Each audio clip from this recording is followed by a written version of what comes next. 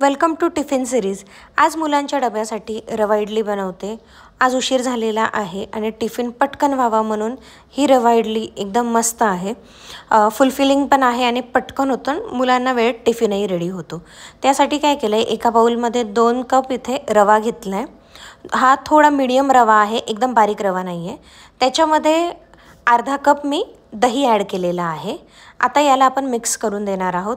आता ही इन्स्टंट आहे म्हणून मी दही ॲड करते आंबटपणा येण्यासाठी। आता दहीच्या पाण्यातच आधी रवा मिक्स करून घेतलेला आहे आणि मग त्यावरून अंदाज येईल की आपल्याला वरून किती पाणी घ्यायचं आहे। आता याच्यामध्ये 1 कप पाणी मी ॲड केलेलं आहे। जसं की मी म्हटलं, माझा थोडा मीडियम रवा आहे, पण जर बारीक रवा असेल तर पाणी कमी लागेल, म्हणून थोडं थोडं करत पाणी ॲड करा, नाहीतर तुमचं बॅटर खूप सैलसर होण्याची शक्यता असते। आता हे बॅटर मी मिक्स करून झाकून ठेवून देणार आहे। तुम्हाला कन्सिस्टन्सी बघा, हलकीशी मला घट्ट वाटते, त्याच्यामुळे मी अजून अर्धा कप, म्हणजे पहिले 1 कप पाणी, आता अर्धा कप पाणी ॲड केलं आहे आणि सॉल्ट ॲड केलं आहे। टोटल मला 1.5 कप पाणी आणि अर्धा कप दही असं मला याच्यामध्ये लागलेलं आहे। आता कन्सिस्टन्सी मला परफेक्ट वाटते, पण तरी पण रवा आहे तो फुलू शकतो, अजून पाणी लागू शकतं। पण आत्ता या कन्सिस्टन्सीला रवा 10 मिनटं झाकून ठेवून देऊ आणि 10 मिनटानंतर आपण बघूयात की कसा झाला आहे। 10 मिनटानंतर हा हलकंसं याने पाणी घेतलेला आहे, रवा फुललेला आहे, तर थोडं अजून पाणी लागणार आहे। तर याच्यात मी 3 ते 4 चमचे मी पाणी ॲड केलेलं आहे। आता मी याच्यामध्ये वेजीज ॲड केलेल्या नाही आहेत, कारण की खूप घाई होते आणि घाईत वेजीस कट करायला वेळ नाही आहे। पण जर तुमच्याकडे थोडा वेळ असेल तर तुम्ही याच्यामध्ये भाज्या पण ॲड करा, त्याच्याने अजून पौष्टिक ही इडली होते। आता याच्यामध्ये मी अर्धा इनोचं पॅकेट मी टाकले आणि ते ॲक्टिवेट होण्यासाठी याच्यामध्ये पाणी टाकलेलं आहे। आता याला आपण छान मिक्स करून घेऊया आणि लगेचच इडली करायला घेऊया। कन्सिस्टन्सी बघू शकतात, मीडियम आहे, फार पातळ नाही फार घट्ट नाही, अशी मीडियम कन्सिस्टन्सी, पोरिंग कन्सिस्टन्सी।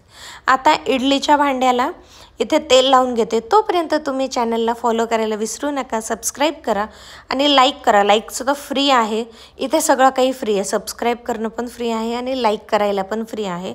आणि अजून तुम्हाला काय वाटतं, याच्यात काही अजून ॲडिशनल करू शकतो तर कमेंट करा, नक्की कमेंट करा, म्हणजे त्याच्याने मला कळेल की मी अजून काय छान पौष्टिक मुलांसाठी करू शकते।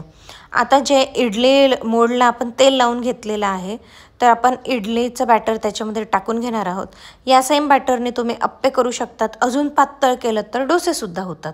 आता हे आपण स्टीम करून घेणार आहोत। 10 ते 12 मिनटात स्टीम होतं।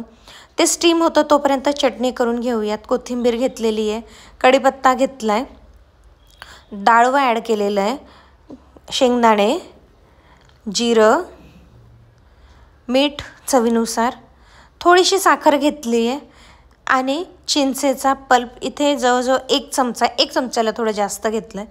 चिंच ॲड करू शकतात किंवा लिंबू ॲड करू शकतात। हिरवी मिरची, 2 लसणाच्या पाकळ्या आणि अर्धा इंच आलं, याला आपण ग्राइंड करून घेऊयात आणि छान याला ग्राइंड करून, आता तुम्हाला घट्ट ठेवायची असेल तर याच्यात पाणी अजिबात ॲड करू नका, पण रवा इडलीसोबत थोडी पातळसर आणि आपल्याला एक्झॅक्ट बाहेर मिळते ना तशा कन्सिस्टन्सी आपल्याला चटणी हवी। तर मग जे मिक्सरचं भांडं होतं, मिक्सरच्या जारला खूपसं चटणी लागलेली होती म्हणून त्याच्यामध्ये पाणी ॲड केलं आणि अशा पद्धतीने ही चटणी, आता ते असं वाटतंय पातळ, पण कन्सिस्टन्सी अगदी परफेक्ट होते जेव्हा आपण याच्यामध्ये तडका देतो। आता याच्यामध्ये तेल ॲड केलं आहे, राई, जिरं, कढीपत्ता आणि लाल सुक्या मिरच्या मी ॲड केलेल्या आहेत आणि हा तडका आपण टाकून देणार आहोत आपल्या चटणीवरती। आता याला छान मिक्स करूयात आणि 2 मिनटात गरम तेल गेल्यानंतर चटणीला हलकासा घट्टपणा येतो, चटणीची कन्सिस्टन्सी एकदम परफेक्ट होते। नेहमी रवा इडलीसोबत पातळच करा, कारण की लिक्विड असल्यामुळे रवाला इडलीला परफेक्ट असं कॉम्बिनेशन होतं। इडल्या आपल्या बेक झालेल्या आहेत, बघू शकतात किती छान कलर आला आहे आणि मेन म्हणजे त्या खूप छान झालेल्या आहेत, फ्लफी झालेल्या आहेत, खूप सुंदर झाल्या आहेत इडल्या।